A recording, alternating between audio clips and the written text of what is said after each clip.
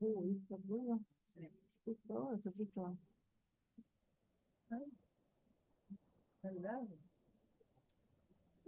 Lo lindo que está acá afuera con ese ruido.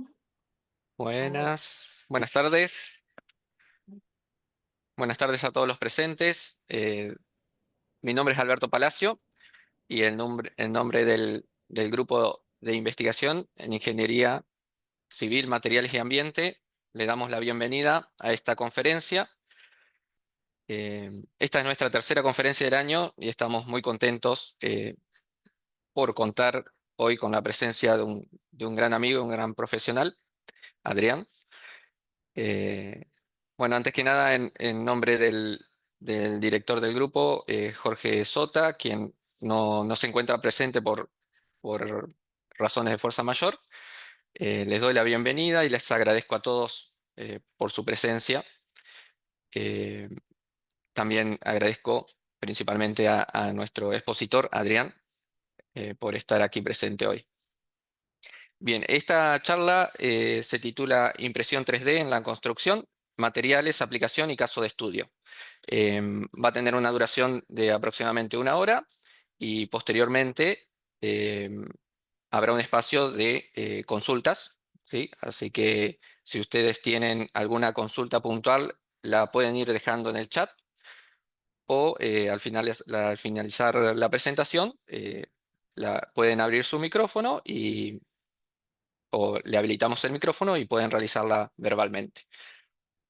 Em, bueno, creo que estamos en condiciones de poder comenzar. Estamos muy contentos por la convocatoria, eh, pero sí, creo que estamos. Bueno, sin más preámbulo, quisiera presentar al expositor, el, el doctor magíster ingeniero Adrián Lloris. Adrián es ingeniero civil por parte de la UTN Regional Santa Fe, magíster en investigación en ingeniería civil por parte de la Universidad de Cantabria, España, y doctor en ingeniería civil por parte de la Universidad de Cantabria e ingeniero en mención materiales por parte de la UTN Regional Córdoba. En su tesis doctoral se especializó en la fabricación de arrecifes artificiales mediante la impresión 3D y en el desarrollo de morteros sostenibles.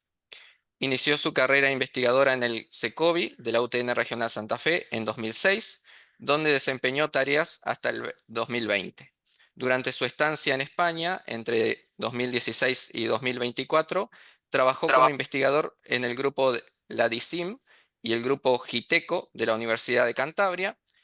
Tiene experiencia en la planificación de proyectos, ensayo de materiales y coordinación de equipos, y ha publicado numerosos artículos en revistas científicas y conferencias internacionales sobre ingeniería y materiales.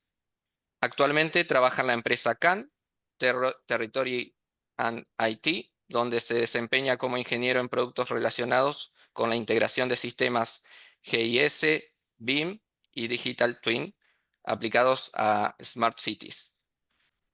Bueno, estamos muy contentos. Muchas gracias, Adrián, por estar presente. Y sin más, le doy la palabra al expositor. Bueno, genial. Muchas gracias, Alberto. Se me escucha bien, ¿no? Sí, sí, Bien. se te escucha, Bueno, perfecto. genial. Nada, como comentaba Alberto, voy a pasar a la presentación. Un poco el seminario lo estructuré. A ver si me deja pasar ahí. Ahí está. Lo estructuré de esta forma. Primero vamos a comenzar hablando un poco sobre lo que es la historia de la impresión 3D.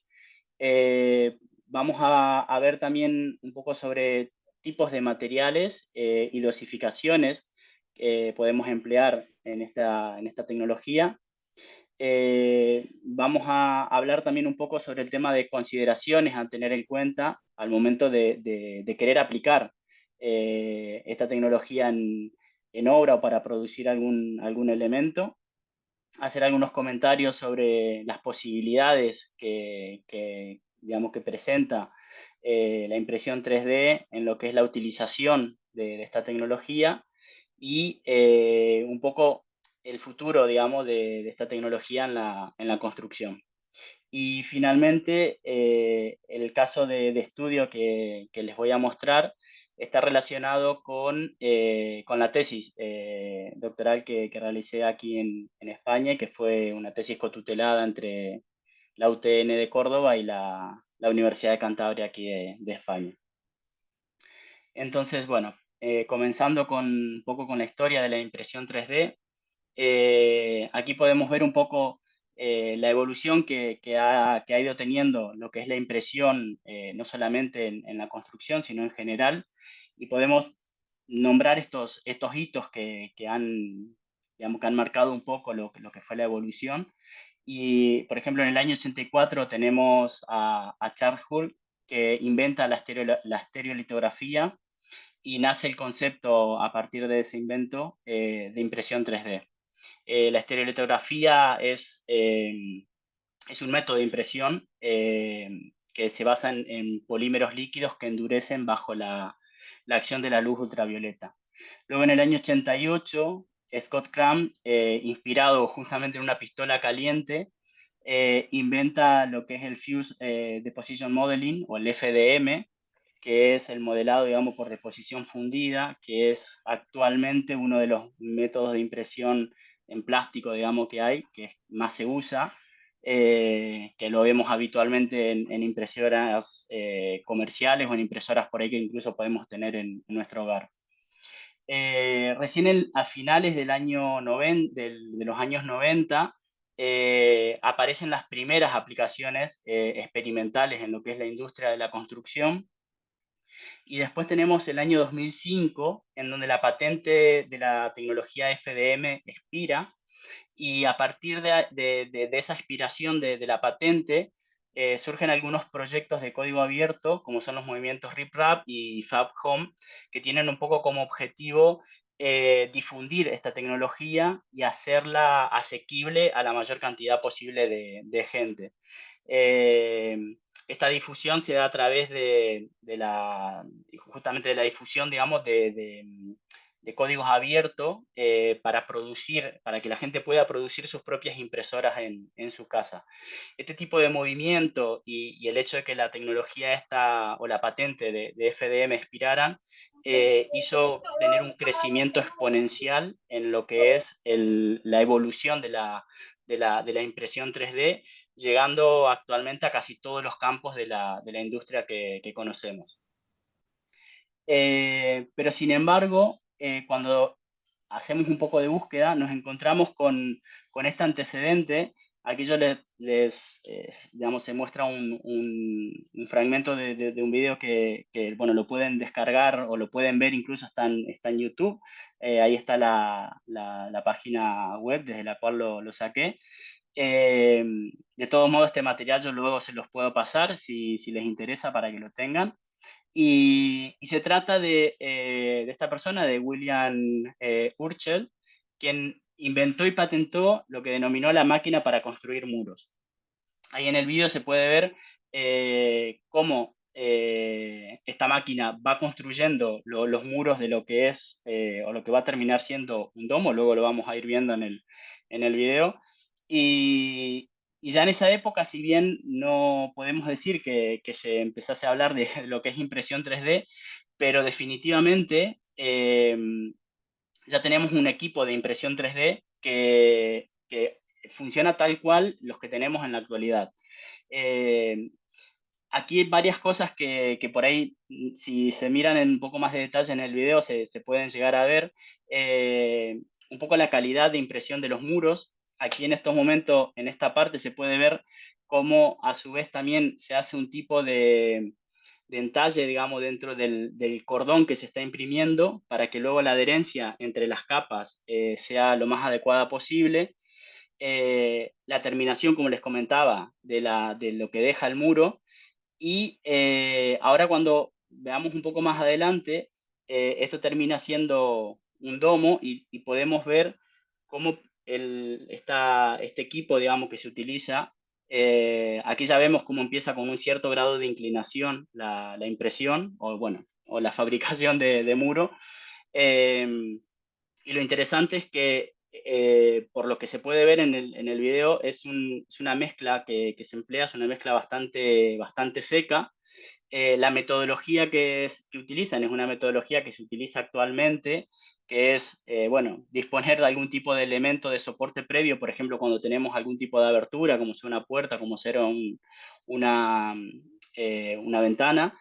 Eh, y aquí también en este mismo video muestra la ubicación de donde se encuentran estas patentes, cuando expiraron, otras tecnologías que vinieron asociadas posteriormente a este desarrollo y que en cierta forma capaz que en ese momento no fue el momento de la tecnología para evolucionar y quedó ahí, pero definitivamente tenemos ahí como este gran antecedente de impresión 3D ya en los años 30. Aquí, como vemos, termina con un ángulo de inclinación muy importante, lo que es la impresión, y lo cual es todo un desafío porque todo lo que es impresión 3D en cualquier ámbito, imprimir en ángulos muy inclinados actualmente es un problema bastante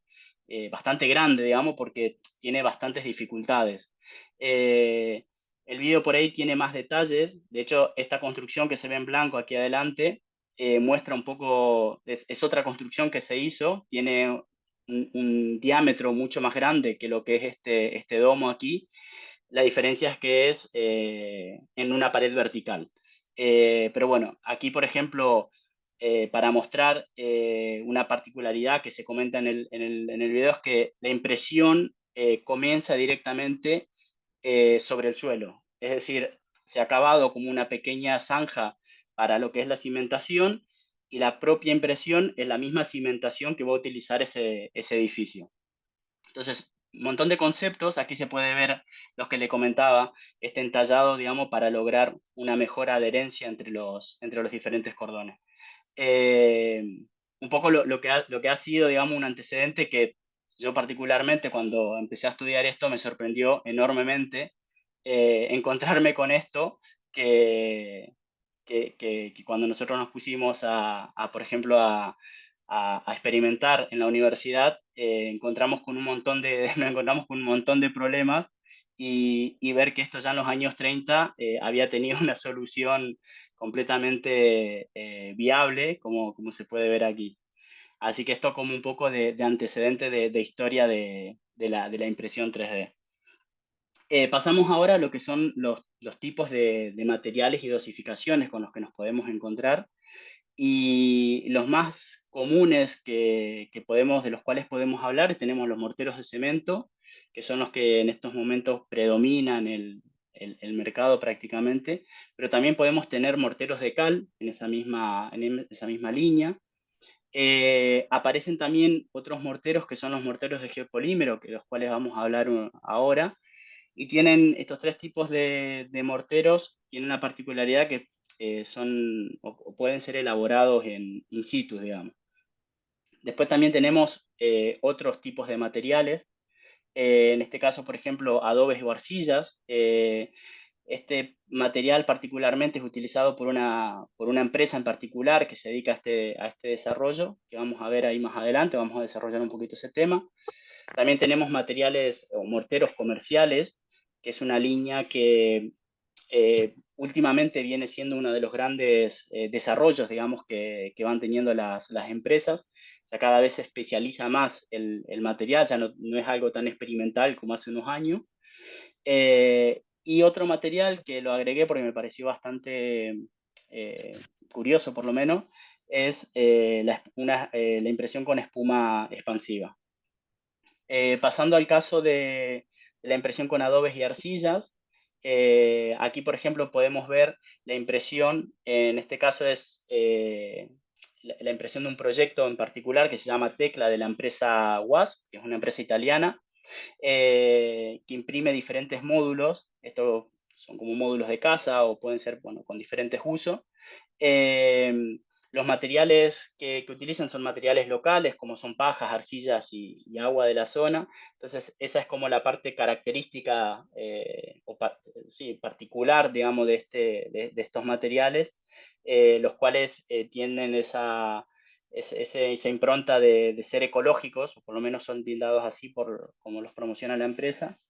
Pero tienen una contra que por ahí es destacada por algunos, que es la baja resistencia estructural que puede llegar a tener el material, lo cual hace que requieran algún tipo de estructuras adicional, o como se puede ver aquí en la imagen, un espesor de muros de las paredes muy ancho, digamos, para poder soportar luego lo que sería, bueno, el propio peso o el de la estructura de techo.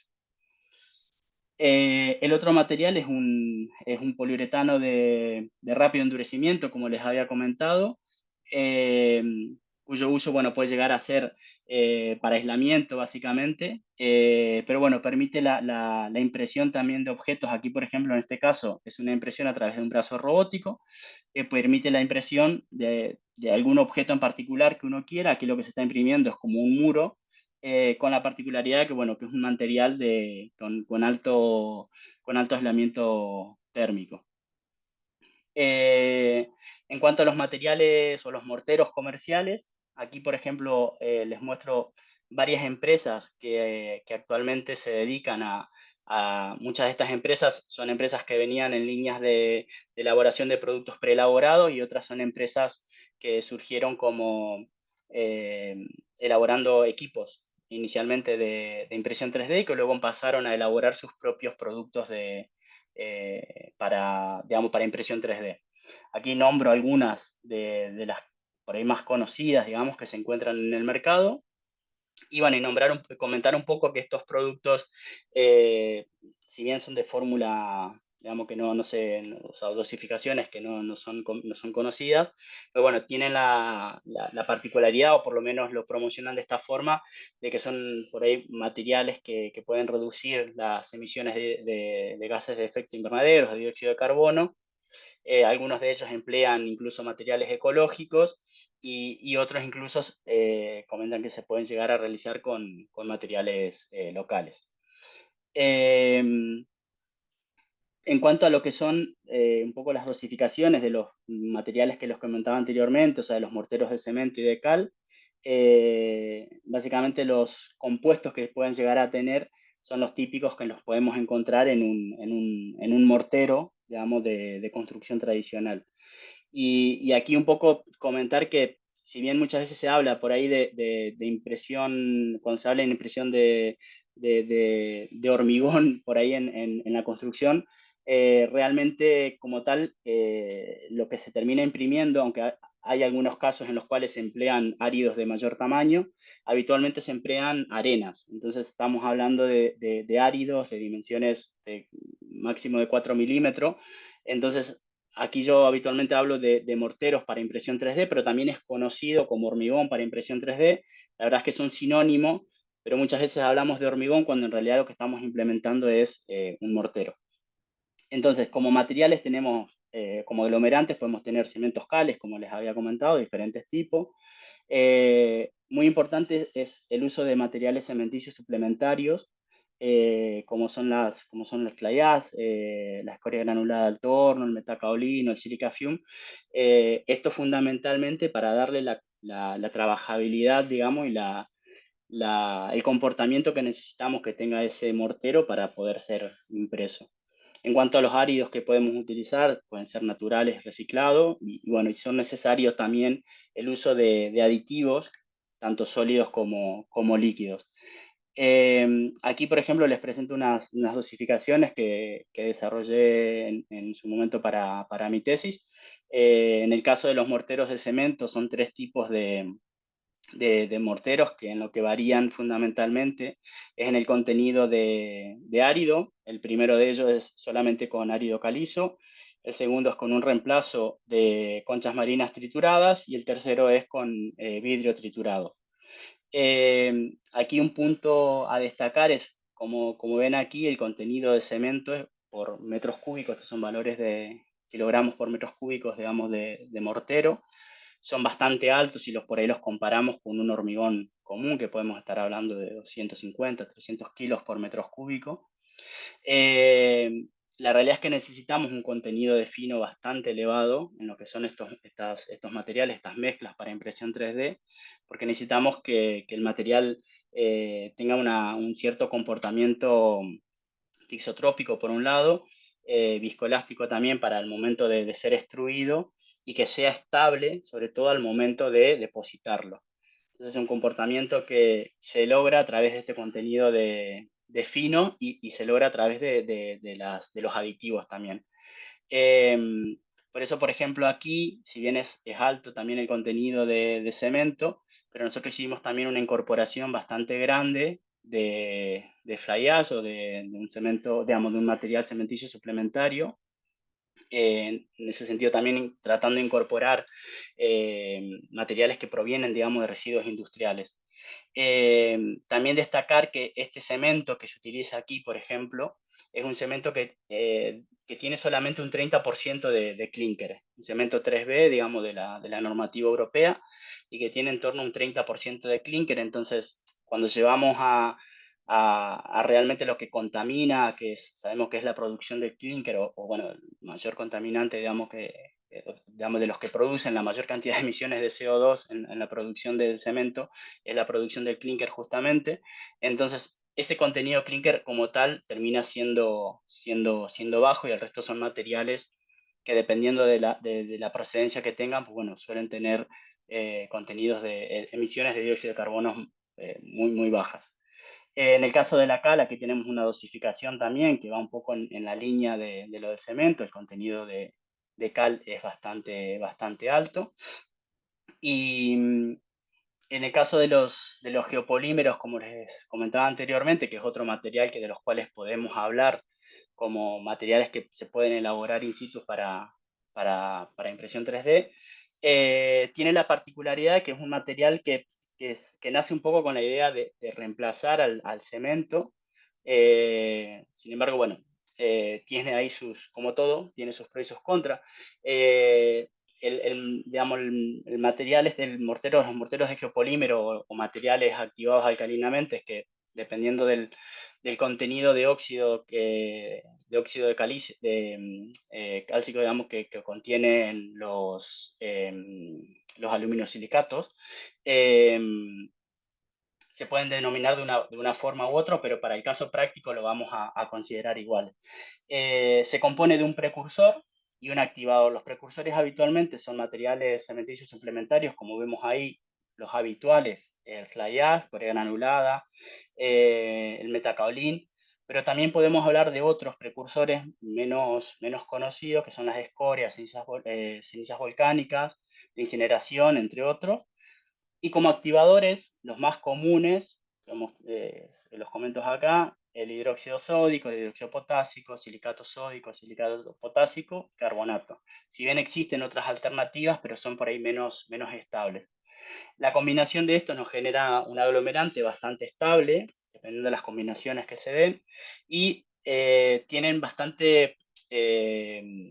digamos, son bastante conocidos porque intentan, o se los considera como que tienen menores emisiones de dióxido de carbono que un mortero de cemento, lo cual es un poco relativo dependiendo de la composición que tengan estos morteros y del activador, fundamentalmente del activador que se use, ya que estos activadores son químicos, digamos, y para su producción se requiere de mucho recurso, y por ahí lo que se ahorra en el uso de los precursores se termina gastando, digamos, en los activadores.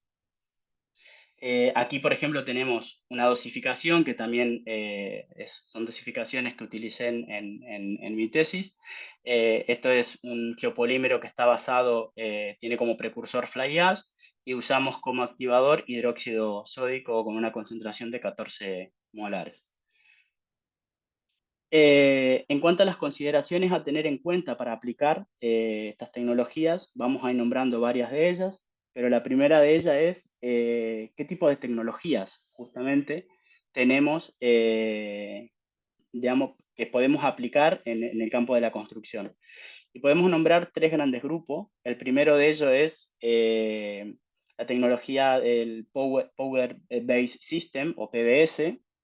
Ahora vamos a ir describiéndolas cada una. El Extruded Material System, o EMS, o fabricación aditiva también. Y luego otro que es un poco más experimental, que es el Sprite Base 3D o S3D, que es un poco más experimental que de los dos anteriores. El que más está desarrollado en la industria de la construcción es la fabricación aditiva o el Extruded Material System, que es el MS. PBS es una tecnología que está basada o es similar a lo que es binder jetting, es decir, es una metodología de construcción que lo que va haciendo es adhiriendo capa a capa, digamos, de polvo, es decir, se coloca una capa de polvo que luego se compacta. Esa capa de polvo, dependiendo del elemento que se vaya a imprimir y de las propiedades que se quieran lograr, va a tener un espesor determinado, se compacta y luego pasa un rociador que va inyectando gotas de lo que sería el aglomerante.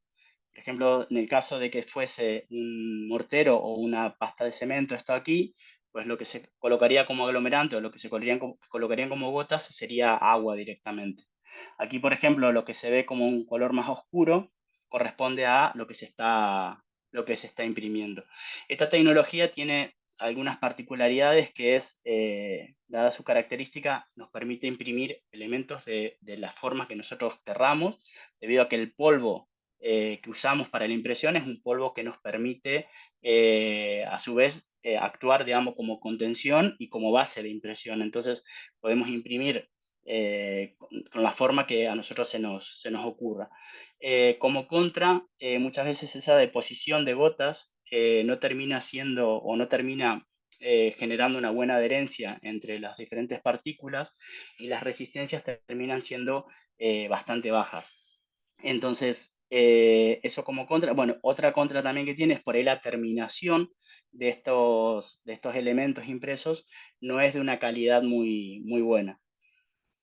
El Extruded Material System o fabricación aditiva, como les comentaba, es lo que actualmente se emplea en casi todo lo que es construcción, digamos, la impresión para la construcción, y es básicamente un poco en la tecnología que se basa FDM, que es la extrusión, digamos, del mortero, y a diferencia del anterior, en este caso el mortero está en estado fresco, lo que permite una adherencia entre capas mucho mejor y una homogeneidad, digamos, en la resistencia en el comportamiento mecánico de los elementos impresos mucho mejor. El otro sistema, el S3D, es un sistema experimental, como los comentaba anteriormente, pero sin embargo tiene algunas particularidades interesantes. Como se puede ver aquí en la imagen, es un sistema que es bastante similar a lo que es el hormigón proyectado, con la particularidad que se tiene que lograr una capa, como se puede ver aquí, o sea, una consistencia del mortero lo suficientemente buena como para que la definición del cordón que se vaya imprimiendo pues quede con una buena definición y no de esta forma, que es un mortero, digamos, que ha sido como impreso con un mortero con mucha fluidez. Se puede imprimir en diferentes ángulos, permite incluso la particularidad de imprimir en vertical, y debido a que se utiliza, digamos, mortero proyectado, los estudios que se han hecho pues muestran que las resistencias mecánicas son superiores a las de los morteros moldeados comúnmente, debido a que al final, como son proyectados, pues ese hormigón o ese mortero en cierta forma está siendo compactado, entonces los tamaños digamos, de partículas de aire que quedan en su interior son mucho menores a las que quedan cuando imprimimos con un mortero mediante fabricación aditiva. Otras cosas que tenemos que tener en cuenta son los equipos que disponemos. En este caso, los que yo nombro aquí son todos de los sistemas EMS, o sea, de fabricación aditiva por extrusión. Y tenemos estas tipologías de equipos. Tenemos brazos robóticos, brazos hidráulicos, sistemas tipo Delta, sistemas cartesiano y sistema polar. Aquí en la imagen podemos ver los brazos robóticos. los cuales pueden llegar a ser de sistemas fijos, como en este caso, o sistemas móviles mediante oruga, como es este acá.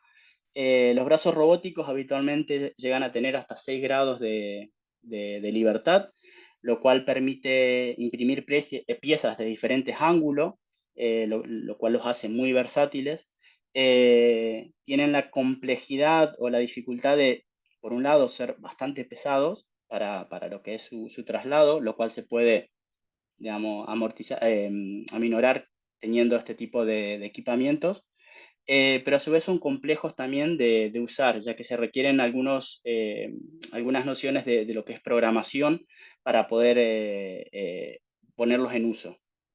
Esas son un poco los pros y los contras de los brazos robóticos. El brazo hidráulico tiene un poco la similitud, en cierta forma, tiene menos grados de libertad que el brazo robótico, pero es un sistema que es mucho más liviano que los brazos robóticos y a su vez permite llegar a una mayor altura y a un mayor área, o sea, tener un mayor alcance en lo que es la impresión de elementos.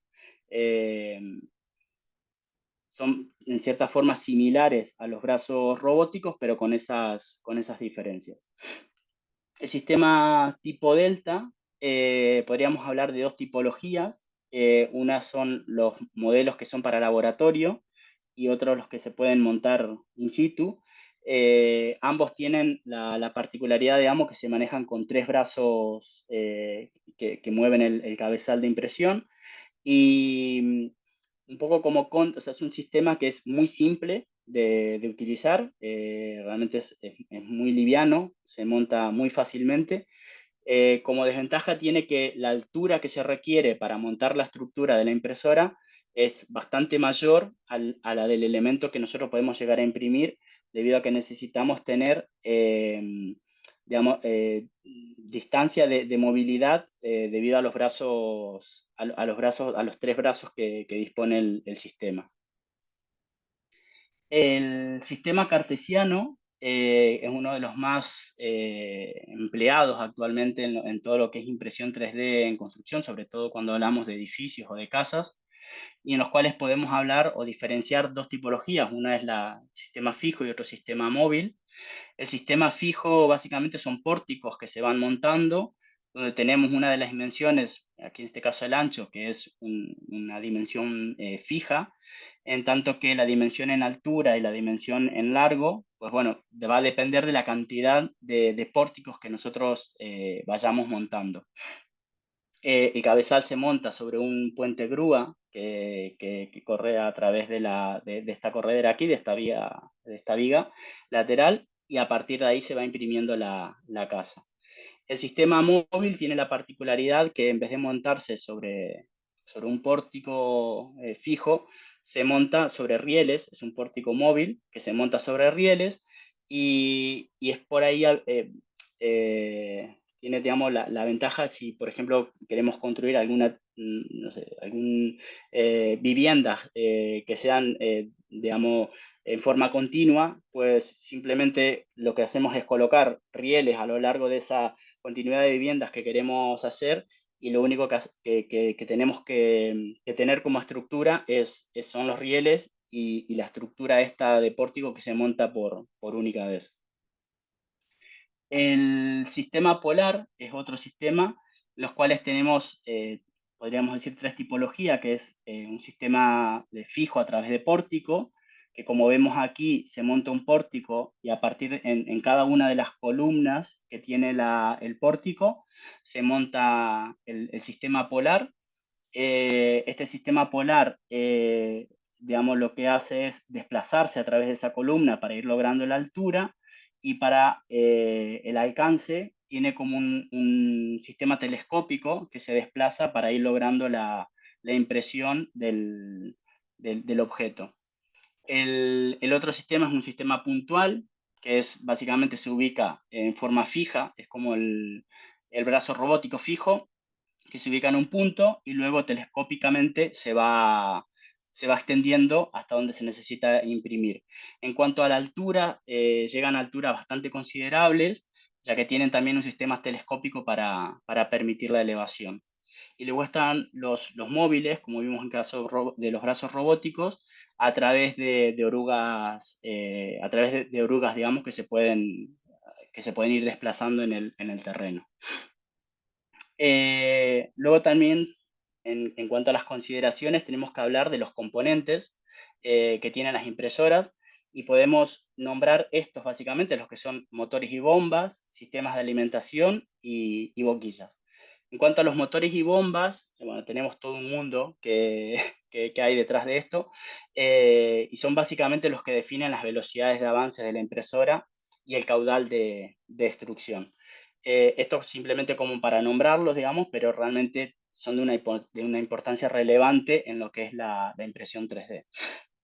En cuanto a los sistemas de alimentación, podemos hablar de dos grandes grupos, los que son a través de las bombas peristálticas y la alimentación mediante tornillos sin fin. Aquí tenemos un ejemplo de cada uno de ellos.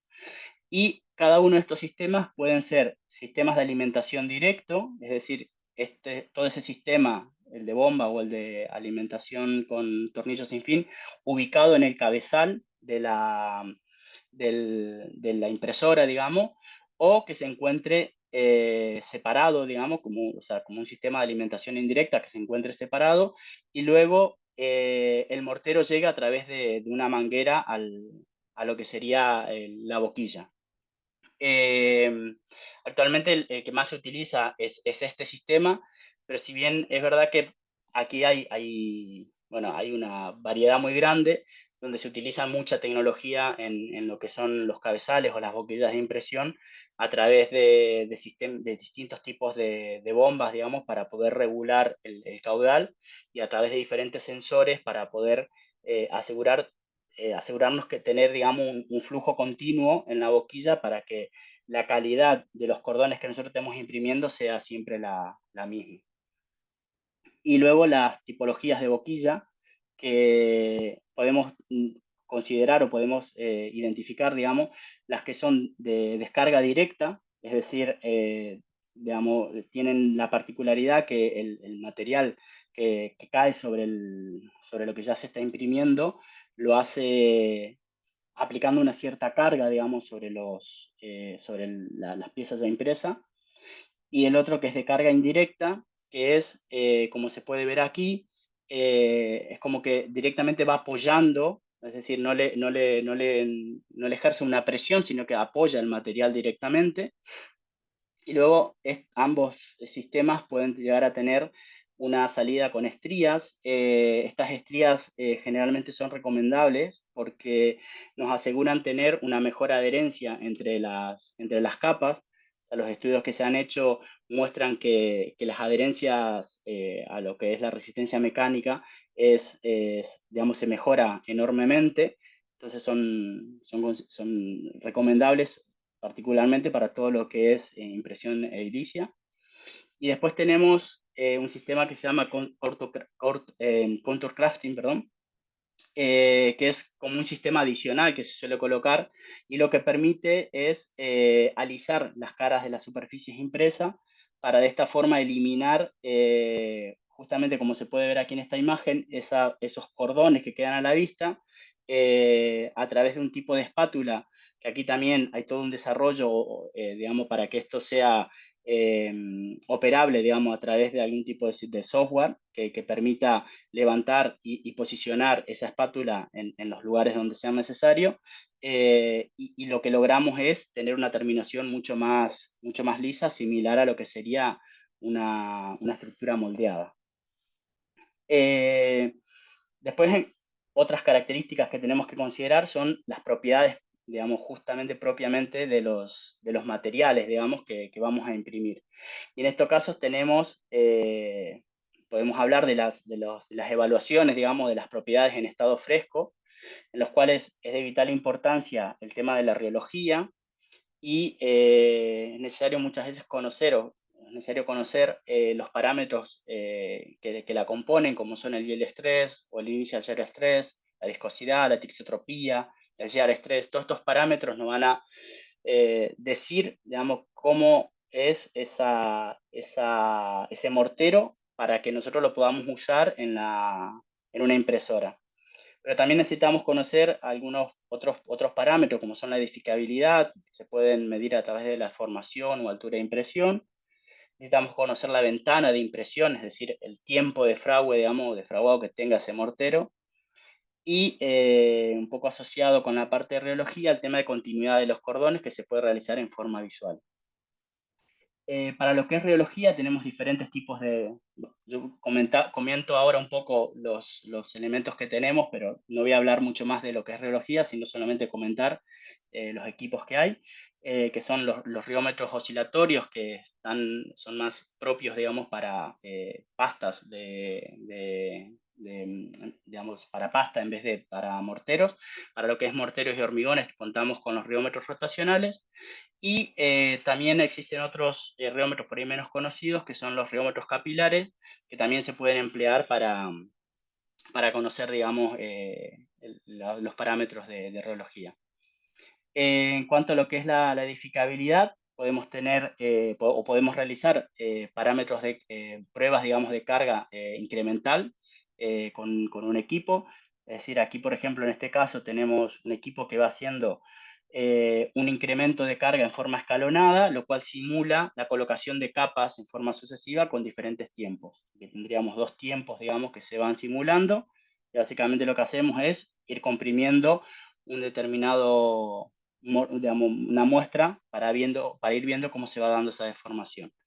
Y otra es directamente digamos, una carga incremental in situ, es decir, imprimir un elemento y ver hasta qué altura llega hasta el momento de su colapso, y eso nos da un indicador de cuánto resiste o de qué valor de edificabilidad tiene ese mortero.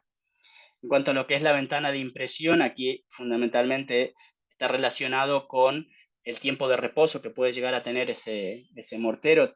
Tiene que ver un poco también con lo que es la rheología del material y con el tiempo, digamos, que puede llegar a pasar entre una capa y otra para que la adherencia, digamos, no se vea afectada.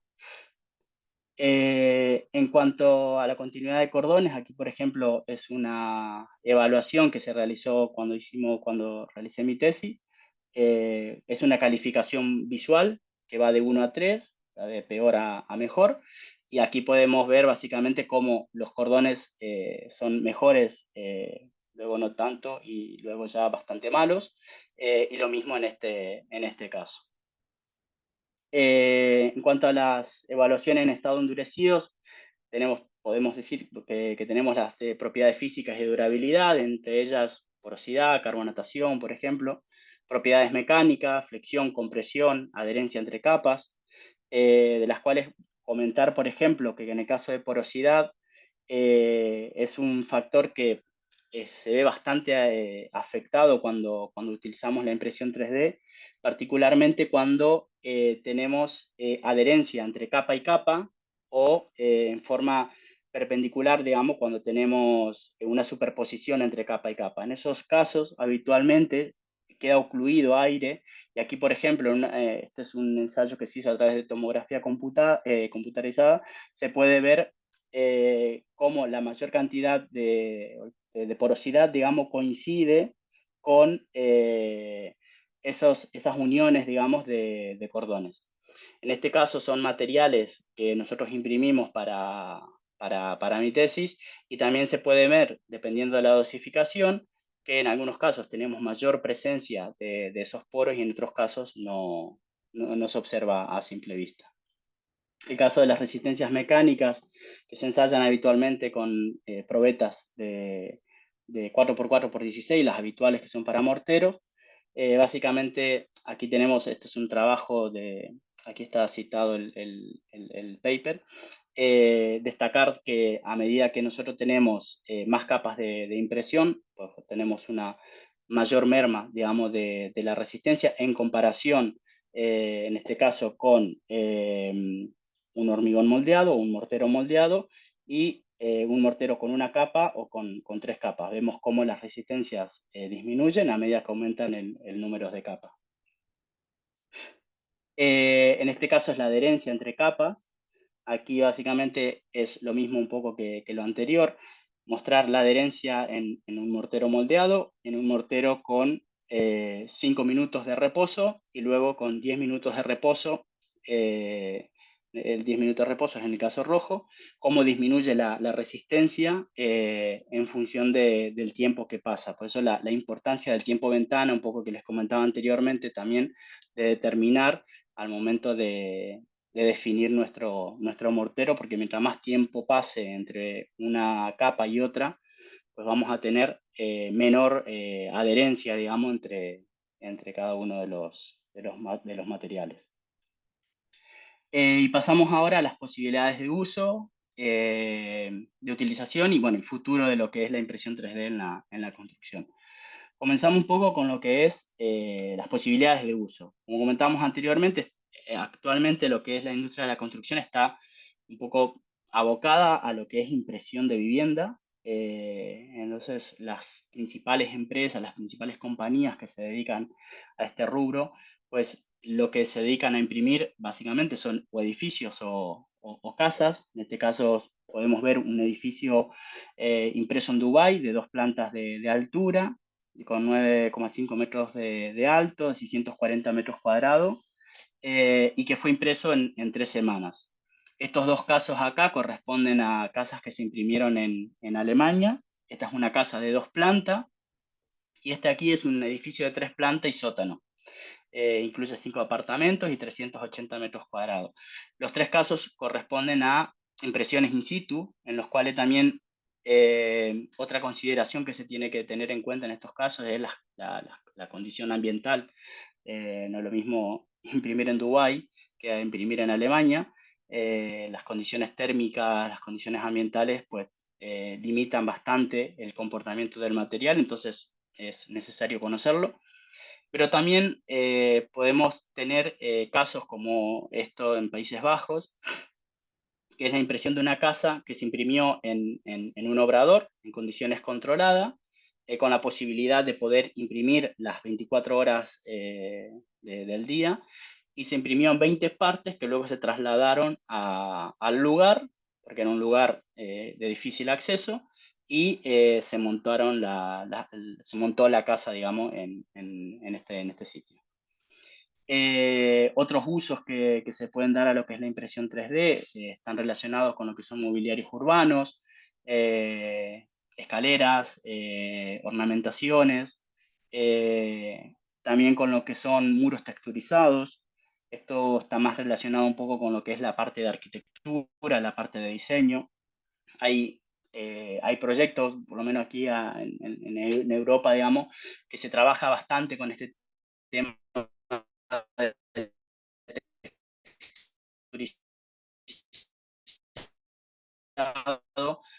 sobre todo para fachadas, digamos, para darle un cambio a la... Entonces es un caso también que se puede implementar. Este caso aquí, que si bien es casi que no se alcanza a ver muy bien, pero bueno, me gustó incorporarlo porque es una base para una mesa, pero una base que está montada sobre una roca. Esto lo que permite es, a través de un escáner, poder escanear la superficie sobre la cual, o sea, esto es un caso muy puntual, pero se puede proyectar a cosas mayores. Se puede escanear la superficie irregular, esa superficie se puede llevar a un modelo en 3D, y lo cual a partir de ese modelo se genera lo que sería el objeto que uno quiere imprimir, y pues bueno, va a imprimir con la irregularidad que corresponde a la base. Entonces podemos hacer objetos adaptables, digamos, a algún tipo de lugar particular. También tenemos otras aplicaciones, como en este caso, por ejemplo, son, bueno, refugios, son muros balísticos. Hay empresas que están dedicándose a ese rubro. Esto, por ejemplo, es la impresión de un búnker, que también, bueno, se puede aplicar a viviendas o instalaciones de emergencia, pero en particular este búnker, que fue hecho por los marines de Estados Unidos, comentan que ellos lo imprimieron en 36 horas y que a las pocas horas de haberse impreso ya pudieron manipularlo a través del empleo de un hormigón de alta resistencia. Este, por ejemplo, es un puente en Holanda, un puente de 29 metros de largo, que se imprimió, como se puede ver aquí, por secciones, digamos, en un obrador y luego se trasladaron las piezas y se montaron in situ. Este es un caso digamos, de un proyecto para la producción de torres eólicas in situ.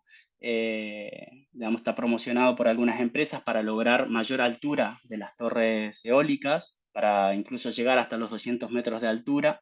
Entonces poder construir las bases directamente in situ a través de impresión 3D. Estos casos ya no corresponden a lo que es fabricación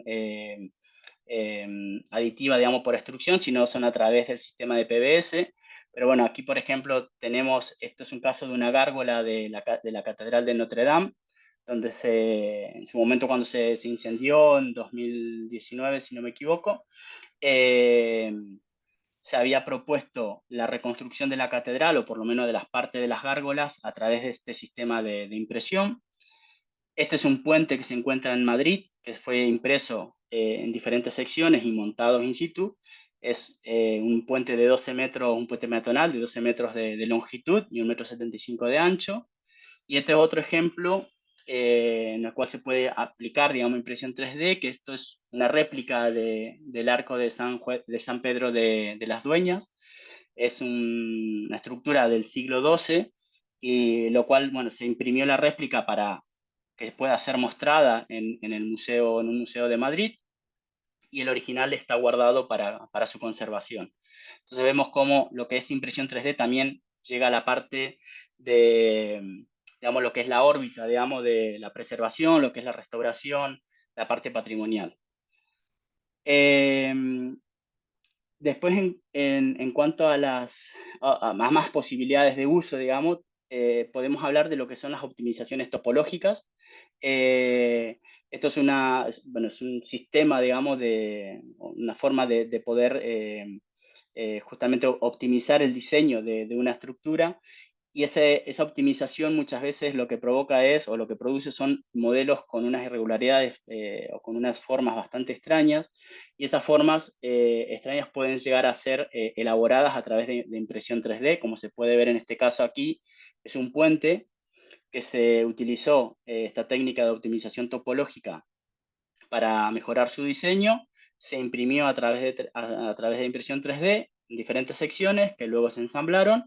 Y bueno, se procedió a su ensayo y se habla de, bueno, reducción del contenido, digamos, de optimización del diseño por un lado, pero a su vez también reducción del material empleado en estas estructuras. Este es otro caso muy interesante también del diseño de un puente, en el cual todas sus partes o todas digamos, las partes que componen el puente tienen la particularidad de que las capas impresas están siempre en forma perpendicular al flujo de carga. Es decir, todas las capas están comprimidas. Incluso es un puente que no tiene estructura, no tiene ningún tipo de armadura, sino que directamente está todo comprimido, y tiene varias ventajas o despierta varias cuestiones, que es un puente que se puede ensamblar y desamblar en el momento que uno quiera, ya que las juntas se colocan directamente unos neoprenes que aseguran la unión.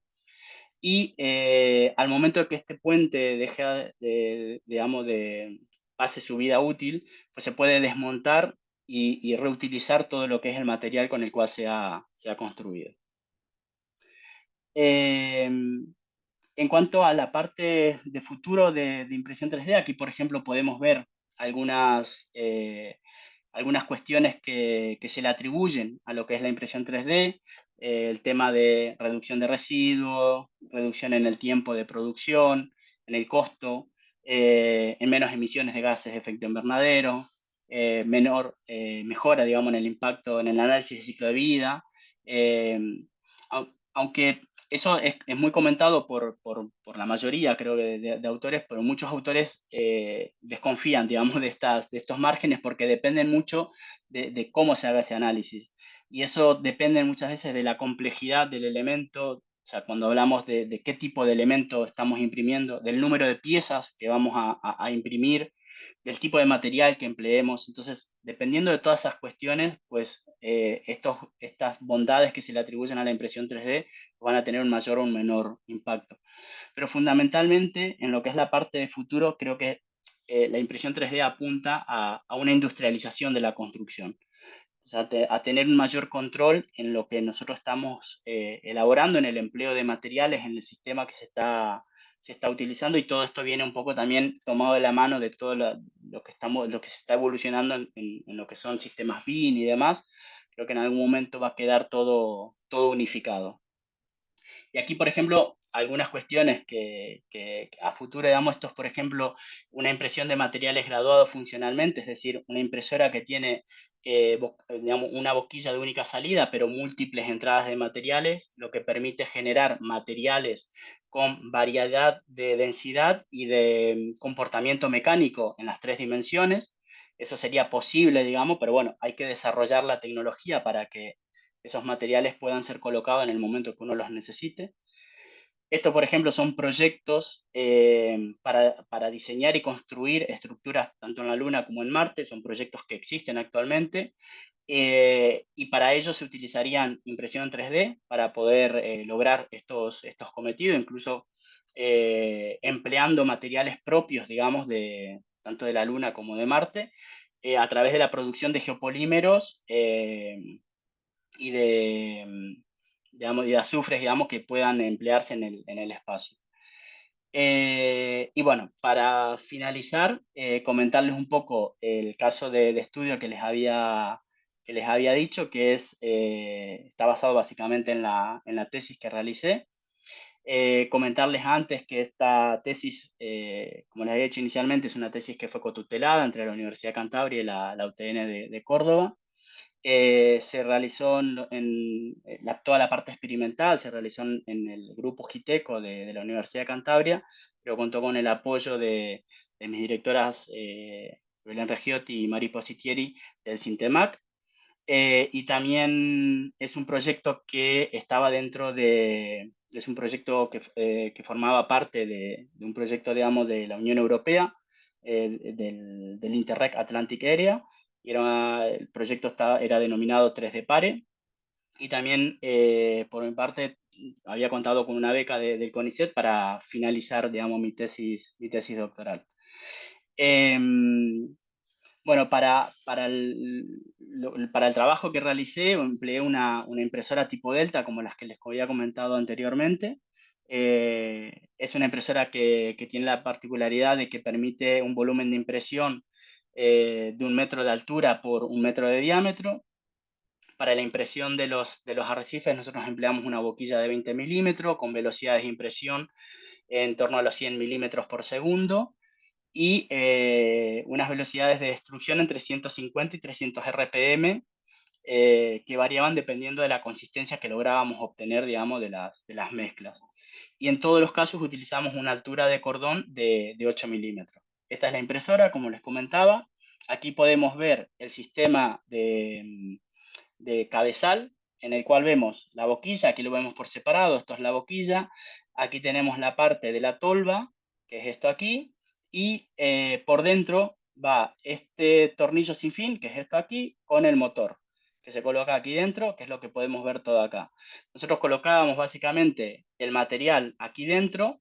La alimentación en este caso era una alimentación manual, porque el sistema no estaba automatizado, pero al ser una alimentación manual también nos permitía poder hacer pruebas, digamos, con menor volumen de material.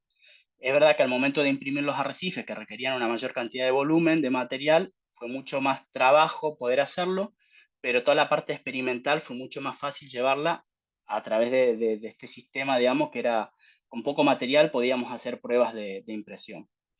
Cosa que, por ejemplo, si hubiésemos tenido una bomba peristáltica para poder hacer estos ensayos, pues necesitamos una cantidad más grande, porque todo el mortero que tiene que ir o fluir por esa manguera, pues al final es material que hay que elaborar. Los arrecifes que se imprimieron se basaban en dos formas básicas, una forma cúbica y una forma random. Aquí vemos un poco los diferentes cortes que tenían. en todos los casos tenían diferentes secciones de hueco. Esto estaba un poco sistematizado, digamos, estos diámetros de hueco, estas formas y demás, en todos los casos eran iguales, en las dos formas básicas, y esto estaba sistematizado fundamentalmente porque eran arrecifes que se iban a colocar en el mar, y se quería ver un poco la evolución que tenían en cuanto a la atracción de vida marina. Entonces, la parte de huecos se sistematizó en todas las formas. Aquí podemos ver un poco lo que es el proceso de impresión. En la parte de arriba vemos un poco los pasos que se fueron realizando, y aquí tenemos un vídeo, digamos, que muestra en forma acelerada cómo se fue procediendo. Usamos una técnica que es un sistema híbrido, digamos, entre los dos sistemas de tecnología de impresión más usado, el PBS y el de extrusión, el sistema por extrusión. En este caso nosotros, la impresora era por extrusión, entonces lo que hacíamos era imprimíamos básicamente lo que era la cáscara del arrecife, y para optimizar el tiempo de impresión, lo que era el material de interior, en vez de imprimirlo, directamente lo colocábamos a mano, es decir, lo vertíamos. Pero a su vez, como nosotros teníamos, como les había mostrado anteriormente, varios huecos, teníamos voladizos también, era necesario, digamos, utilizar alguna cama de impresión provisoria, que en este caso lo solucionamos colocando arena, básicamente, y por eso, por ese motivo, es necesario colocar estos cercos perimetrales que a medida que íbamos avanzando con la impresión, pues íbamos teniendo que colocarlo. Es decir, nosotros a medida que avanzábamos con la impresión en altura, íbamos rellenando el interior de los arrecifes y a su vez colocando arena. Aquí, por ejemplo, se puede ir viendo un poco el proceso, donde iniciamos primero con un cerco, a medida que vamos avanzando colocamos el segundo, el tercero, el cuarto y hasta el quinto hasta finalizar la impresión. Aquí están los modelos en 3D de los arrecifes que se imprimieron, y acá están los arrecifes impresos. O sea, los modelos básicos eran los random, los cúbicos, de los cuales se utilizaron unos con salientes, digamos, pequeñas y otros con un poco más de protuberancias o de voladizos, y lo mismo en el caso de los cúbicos. Luego se elaboró un arrecife de control, que era simplemente un cubo, que la idea era ver, compararlo, digamos, con el otro sistema. Y de estos arrecifes se imprimieron 36 en total, los cuales, como era un proyecto europeo, había 4 países que participaban: Reino Unido, Francia, España y Portugal. Y en las 4 costas de estos países se colocaron 9 arrecifes en cada uno de ellos. Aquí están las diferentes ciudades, digamos, en las cuales se colocaron. Y la inmersión de estos arrecifes se realizó entre marzo y mayo del 2020. Y aquí, por ejemplo, podemos ver el estado de estos arrecifes en septiembre del 2021, es decir, un poco más de un año después, en los diferentes países, cómo se encontraban. En el caso particular de Francia, como vemos aquí, digamos, tiene un poco de diferencia con respecto a los otros 3 países, debido a que la profundidad en la cual se colocaron los arrecifes era mucho mayor que la de los otros 3 países, en los cuales estaban en torno a los 3-4 metros de profundidad. Aquí estaban, creo que superior a 12 metros. Y para finalizar, esto es un poco el proceso de impresión, digamos, esto ya es en la zona final, digamos, de lo que es el arrecife. Ahí se puede ver la arena que nosotros utilizábamos de forma de cama, en cierta forma, y de soporte de los voladizos. Esto es el momento en el cual se sumergían, digamos, los arrecifes. Los arrecifes digamos, se trasladaron con camión hasta la costa del mar, y luego se subían en un barco y del barco se sumergían. Y aquí esto es el primer día, digamos, de inmersión de los arrecifes. Esto particularmente es aquí en la zona de Santander, digamos, que se sumergieron en España. Y luego este último videito es un año y algo después. Aquí, bueno, el agua está un poco más turbia, también por eso la visión no es tan buena. Pero bueno, ya se pueden ver cómo los arrecifes están completamente cubiertos de vida marina y con habitantes ahí, con peces dando vuelta.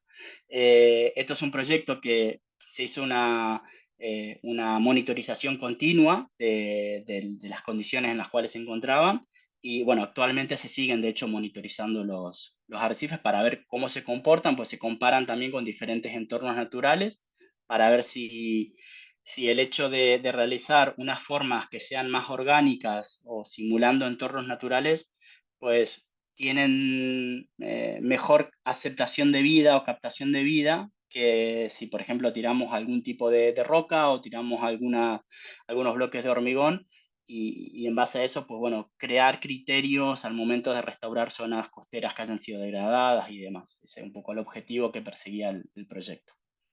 Y bueno, y sin más, les agradezco por su atención y bueno, quedo a disposición si es que hay preguntas y consultas o debate. Bueno, bueno. Muchas gracias, Adrián. De nada, Excelente presentación, muy entretenida y muy interesante, ¿no? La temática. muchas Em, gracias. bueno, abrimos la ventana para las consultas. Si alguien tiene alguna consulta en particular, puede levantar la manito o abrimos su micrófono.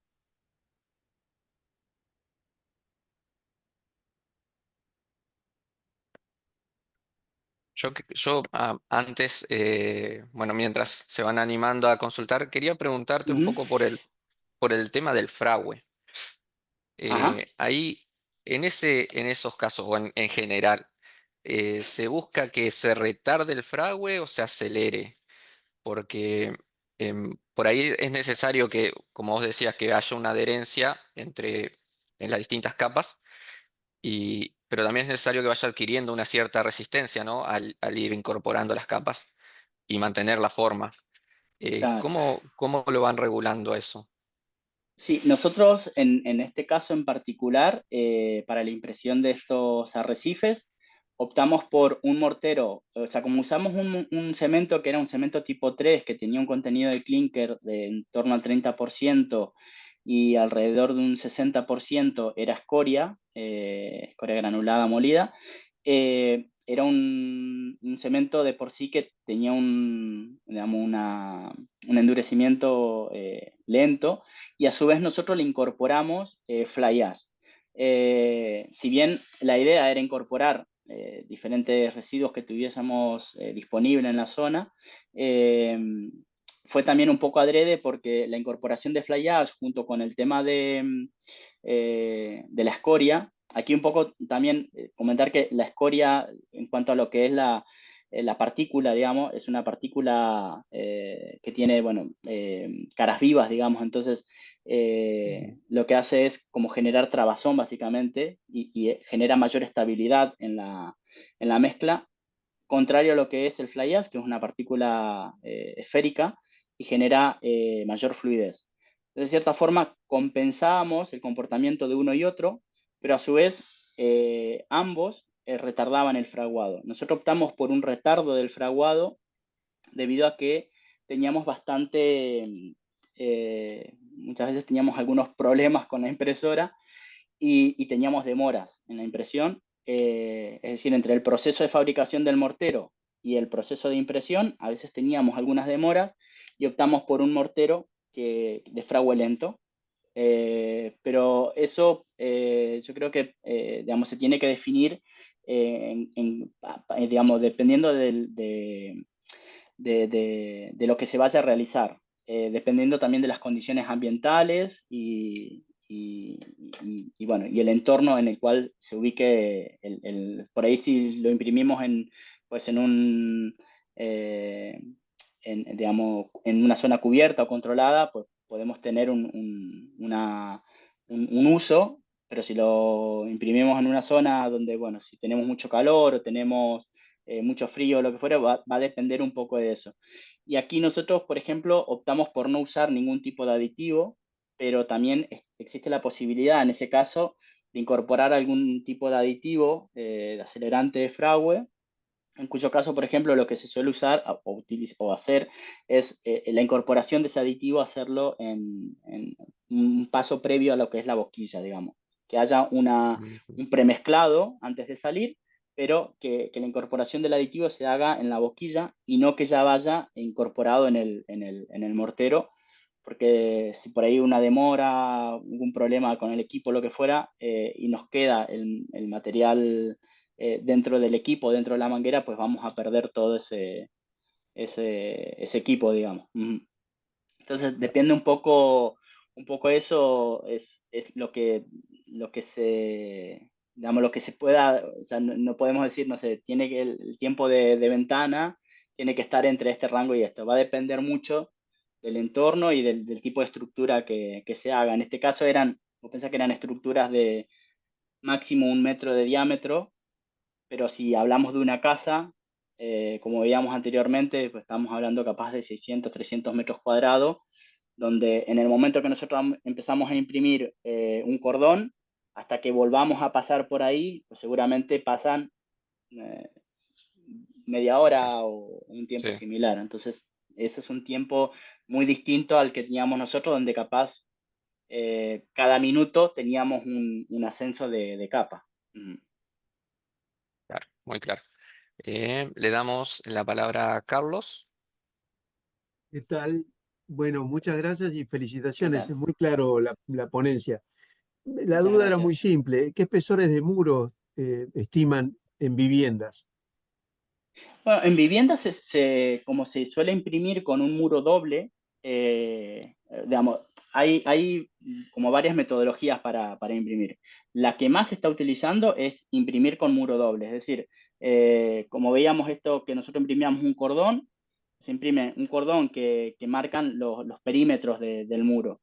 Y habitualmente, dependiendo también, yo lo que he visto son en torno entre 15 y 20 centímetros, pero va a depender también qué tipo como esos muros quedan hueco por dentro, hay veces que depende qué tipo si uno quiere rellenarlo, si quiere colocarle algún tipo de aislante, yo creo que eso da bastante juego digamos, al entorno en el cual, más allá de una cuestión estructural, porque la parte estructural generalmente se refuerzan.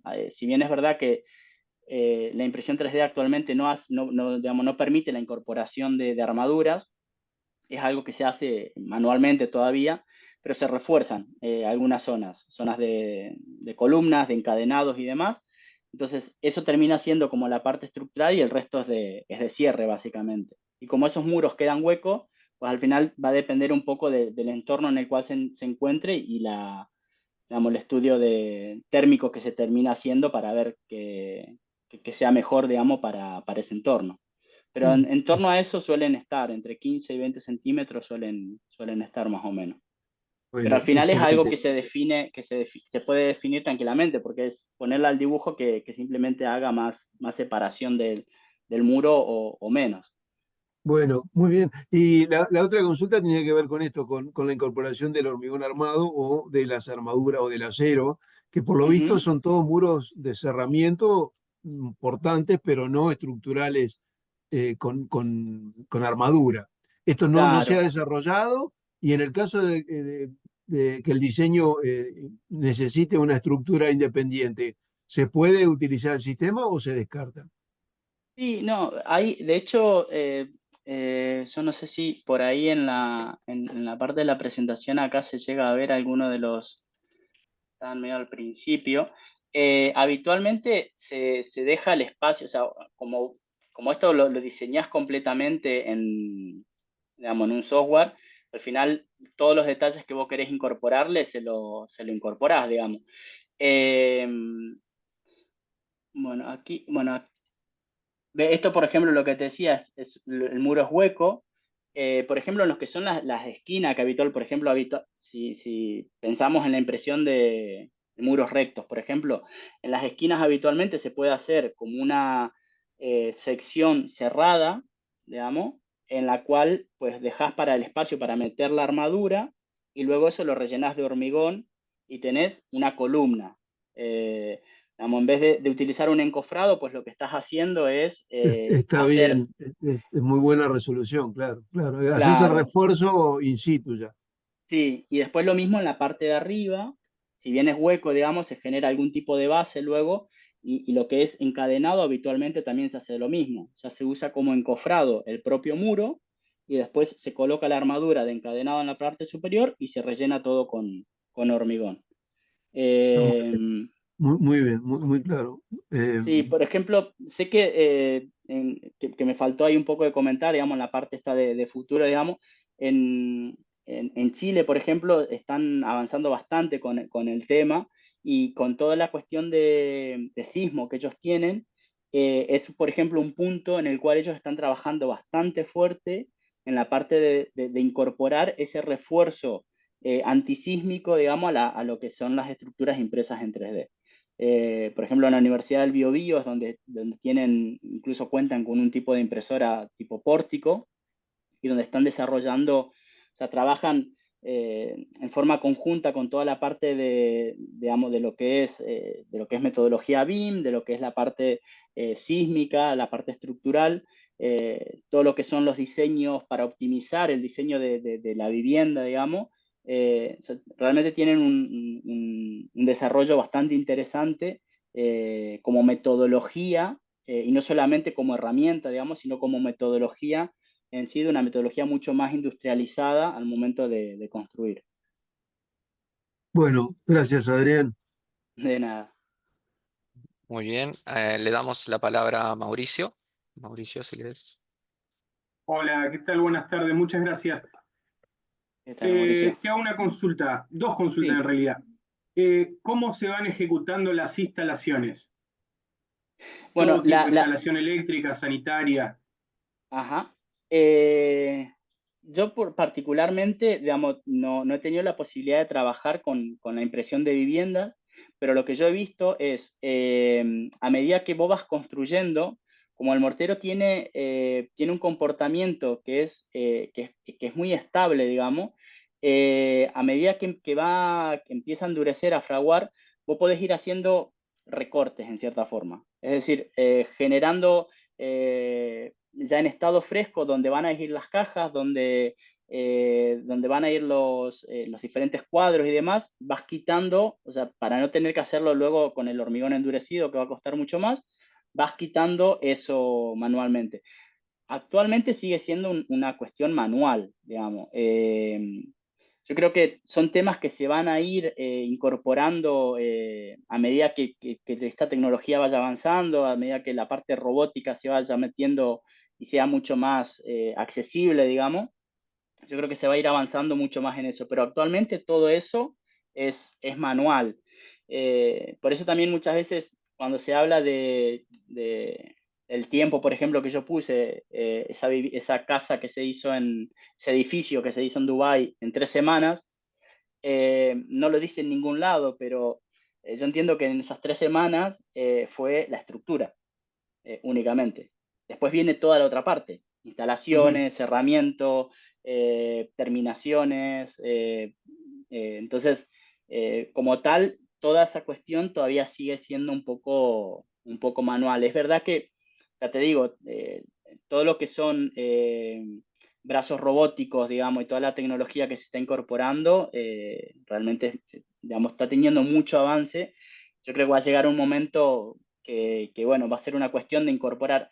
Hay casos, digamos, de experimentales en los cuales vos contás con un brazo robótico en la construcción y te va montando una pared, te va construyendo un muro, como que si lo haría alguien, pero bueno, de una forma muy unificada, digamos. Y yo creo que, bueno, va a ser una cuestión de que aparezca un poco esa tecnología o que sea más accesible para que se empiece a implementar. Pero actualmente sigue siendo manual. Perfecto. Y otra consulta que te quería hacer, el tema de varias plantas, los entrepisos, ¿pueden Sí. ser directamente con cualquier tipo de material o se utilizaría este mismo tipo de construcción? Claro, no, habitualmente es, Son digamos, lo que entrepisos yo. livianos. Sí, sí, sí. Habitualmente vos llegás hasta el nivel de lo que sería el entrepiso, imprimís ahí, generás el entrepiso con tipo de por ejemplo, viguetas, o sea, llamémosle tradicional. Ajá.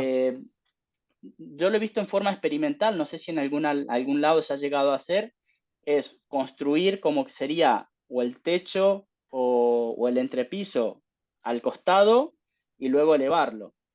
La realidad es que no tiene, porque ahí también es evaluar una cuestión de ventajas. Tenés un montón de sistemas constructivos, digamos, que se pueden complementar a lo que es impresión 3D y no todo tiene que hacerse mediante impresión 3D. Tranquilamente podemos hablar de sistemas como son los sistemas de viguetas u otros sistemas de losas alivianadas que se pueden utilizar para hacer los entrepisos y lo haces mucho más rápido. Pero sí, todo lo que es impresión, llamémosle en horizontal, termina haciéndose con otro tipo de sistema. Ok, perfecto. Muchas gracias. De nada.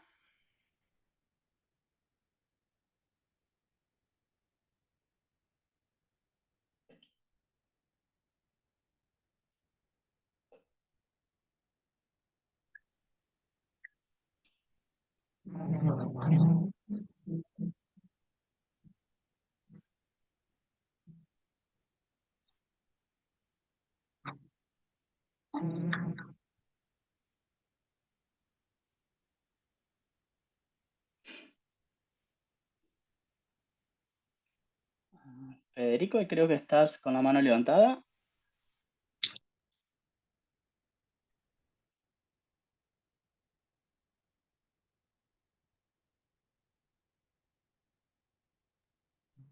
Sí, quería hacer una consulta. ¿Se escucha ahora? Sí, sí, se escucha ahí. Bien. Eh, Estaba viendo las dosificaciones que tienen altos contenidos de cemento, que tendrían que ser, si se quiere, materiales muy resistentes, y por otro lado estábamos hablando de resistencia a aplastamiento, etcétera. ¿Tienen una idea aproximada? Seguramente va a cambiar de acuerdo a las dosificaciones, características, clima de fraguado, etcétera. Pero ¿qué merma tenemos en la resistencia del material que nosotros empleamos respecto a una tecnología tradicional, a esta donde estamos haciendo, por ejemplo, por adición por capas, distribuidos, etcétera? Yo particularmente no tengo hecho un estudio. Sí que es verdad que al momento por eso hablaba un poco de estas cuestiones digamos, de ventajas que se le asociaban a lo que es la impresión 3D.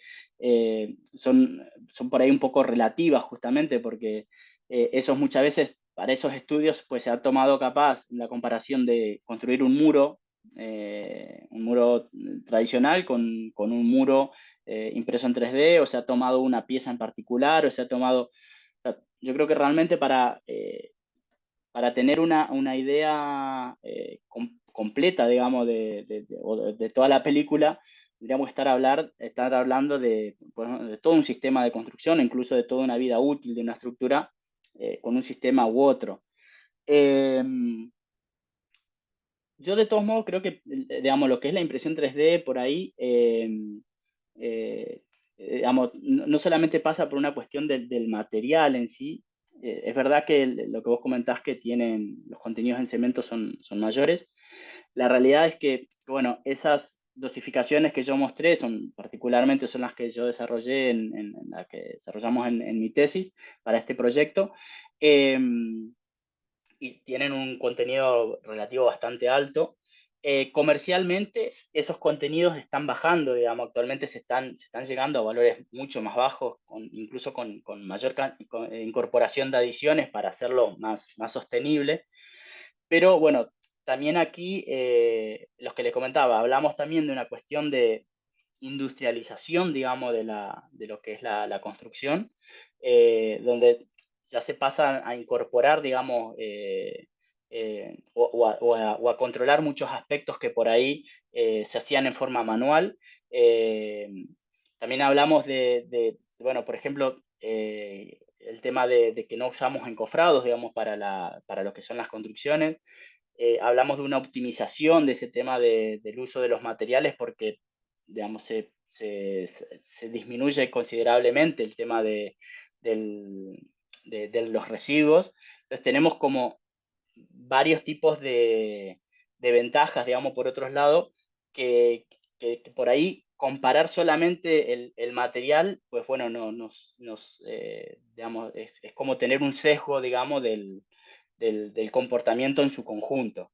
Es verdad que hay que tender a bajar lo máximo que se pueda, porque es una problemática que tenemos en la construcción en todos los aspectos, pero bueno, se está trabajando, digamos, se está trabajando en eso y ya te digo, estos morteros que yo comentaba comercialmente, si bien las dosificaciones no se conocen, pero bueno, en sus estudios que publican, pues se jactan de eso, de que los contenidos de cemento que emplean son muy bajos.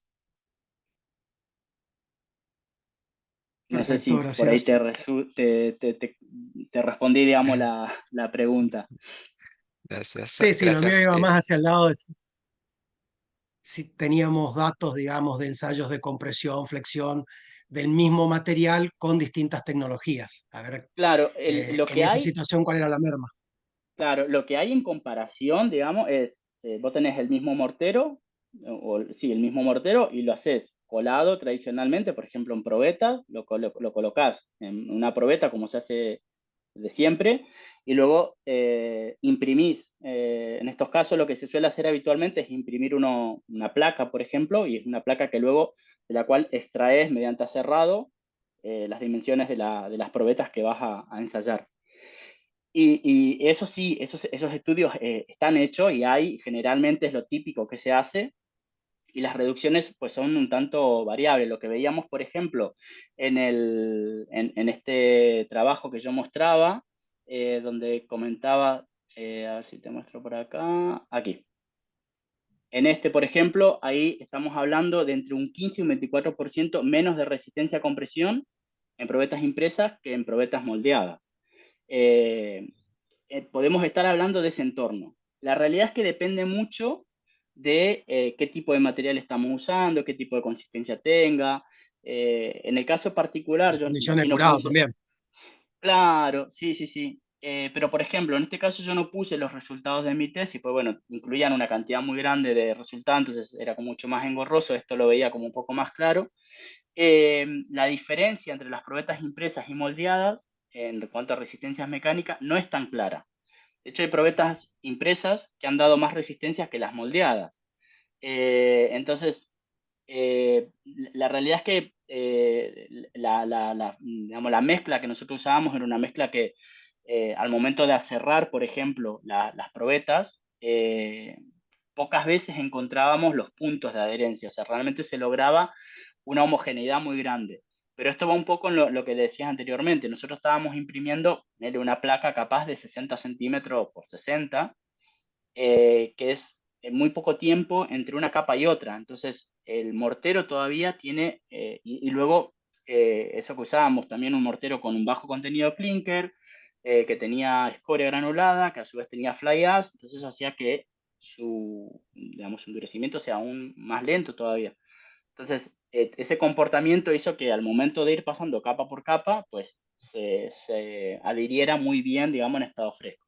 Distinto sería el caso, por ejemplo, si vamos a construir una casa donde desde que empezamos hasta que volvemos a pasar por ese mismo punto, y sumado a que si está en el exterior y hay viento y hace calor y demás, pues seguramente vamos a tener reducciones de adherencia por todos esos factores que incluyen, y ahí la resistencia va a bajar aún más, porque este caso, por ejemplo, de la adherencia, aquí vemos que entre una capa que se tardaba 5 minutos y otra que se tardaba 10, pues las diferencias en porcentajes de flexión son bastante considerables, entre 4% y un 29%, con 5 minutos de reposo, digamos, y ya cuando duplicamos, ya casi nos vamos al 38%, un 8%, 9% más ahí de merma en la resistencia. Y esto solamente por demorar la adherencia entre capas. Entonces va a depender de muchos de esos factores, digamos. O sea, no se puede por ahí como generalizar. Es casi sabido que como tenés capa por capa, pues no es lo mismo cuando vertés un hormigón que lo vibrás y te aseguras que eso está todo homogeneizado. Aquí como lo haces capa por capa, generalmente el punto débil, digamos, va a ser esa interfaz. Perfecto, gracias. De nada. Bueno, gracias. Vamos con una de las últimas consultas en el chat respecto al curado. Específicamente, ¿qué recomendaciones o qué metodología hay en cuanto a curado, Adrián? Y en cuanto digamos, eso también, a mí no me ha tocado trabajar, digamos, nunca en campo, digamos, con tema de impresión 3D, pero de lo que he ido hablando con gente que sí lo hace y escuchando y demás, y un poco los cuidados básicos de los que tenemos que tener cuando trabajamos digamos, con hormigón colado, con hormigón vertido. Digamos, en este caso un poco más aumentado, digamos, porque cuando vertemos hormigón por lo menos tenemos un poco el encofrado, que en cierta forma lo ayuda a proteger y nos tenemos que ocupar únicamente de la capa superior. En este caso tenemos todo expuesto. Lo que yo he visto, por ejemplo, en zonas de mucho calor es un rociado continuo a medida que vas imprimiendo, ir rociando con agua continuamente para asegurar que la hidratación del cemento, bueno, se haga en forma correcta. Eso es lo que he visto como más común. Sinceramente no he visto en zonas frías cómo se procedería. Entiendo que sería más conveniente cubrir, porque por ejemplo, estos sistemas tipo pórticos de los cuales hablábamos anteriormente, una de las particularidades que tiene es que toda la estructura, digamos, que se monta externamente a lo que se va a imprimir. Entonces, por ejemplo, si cubrimos nosotros ese pórtico, pues si logramos tener un microclima ahí dentro controlado, pues esa sería también una forma de lograr, digamos, tener un mayor control de lo que sería el curado, digamos. Porque también tenemos, por ejemplo, si tenemos zonas de mucho viento, si tenemos baja humedad, por ejemplo, la gente de Brasil, que también, digamos, ellos están bastante avanzados, de hecho, ellos actualmente están construyendo casas en diferentes zonas de Brasil. Ellos han trabajado, digamos, con un tipo de desarrollo de impresión, de impresora, perdón, local y para la parte de material con el apoyo de SICA. Y comentaban en la última reunión de la ATH que tuvimos que en las zonas donde están trabajando pues tienen bastantes problemas climáticos, digamos, porque son zonas de mucho calor y de baja humedad. Y ahí lo que hacen básicamente es rociarlos con agua, digamos.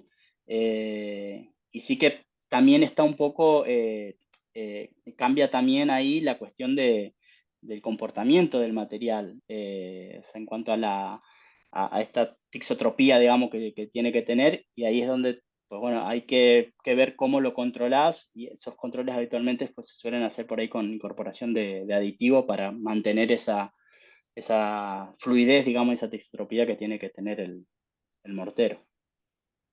Claro, perfecto. Eh, bueno, Pablo hacía la consulta, no sé si se responde tu duda, Pablo.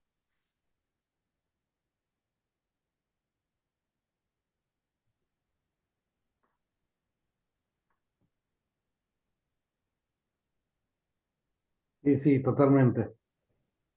Genial. Genial. Bueno, y bueno, como última consulta, me preguntan sobre el proceso constructivo, cómo realizar las instalaciones, cómo se realizan las diferentes instalaciones en la vivienda, digamos.